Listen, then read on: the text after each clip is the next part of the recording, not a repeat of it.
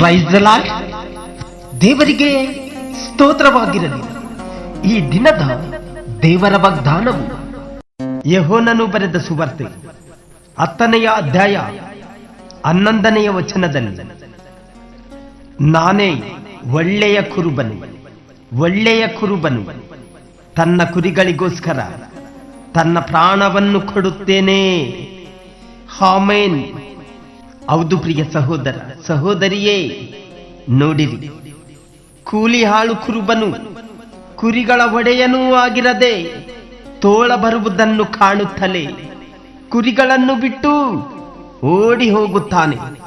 ತೋಳವು ಅವುಗಳನ್ನು ಹಿಡಿಕೊಂಡು ಹಿಂಡನ್ನು ಚದುರಿಸುತ್ತದೆ. ಅವನು ಕೂಲಿಯಾಳು, ಕುರಿಗಳ ಚಿಂತೆ ಅವನಿಗಿಲ್ಲ. ಆದರೆ ನಮ್ಮ ಕರ್ತನೂ ಒಡೆಯನಾದ ಯೇಸು ಕ್ರಿಸ್ತನು ಒಳ್ಳೆಯ ಕುರುಬನು, ತನ್ನ ಕುರಿಗಳಿಗೋಸ್ಕರ ತನ್ನ ಪ್ರಾಣವನ್ನೇ ಕೊಡುತ್ತಾನೆ. ಇದಲ್ಲದೆ ಪ್ರಿಯ ದೇವ ಜನರೇ, ಆತನು ತನ್ನ ಕುರಿಗಳಿಗೆ ಬಾಗಿಲಾಗಿದ್ದಾನೆ.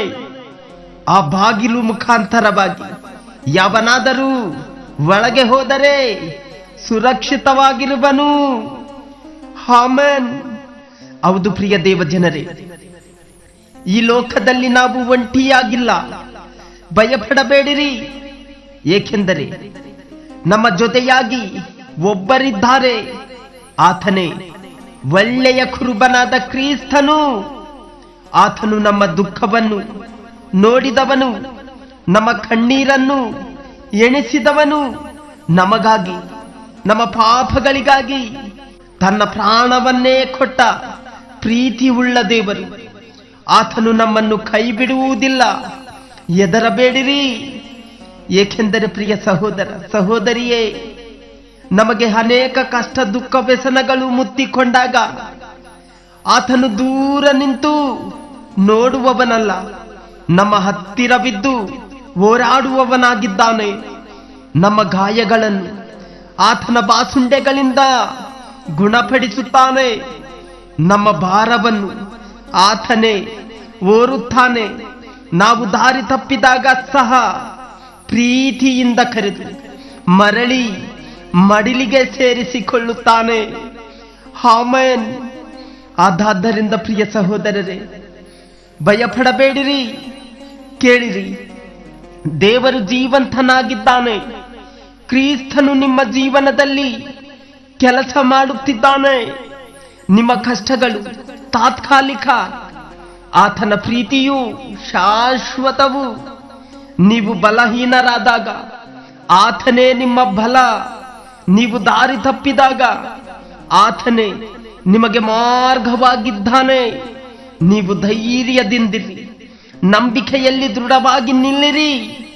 ಒಳ್ಳೆಯ ಕುರುಬನ ಕೈಯಲ್ಲಿರುವ ಕುರಿಗಳಿಗೆ ಯಾವ ಕೊರತೆಯೂ ಇರುವುದಿಲ್ಲ.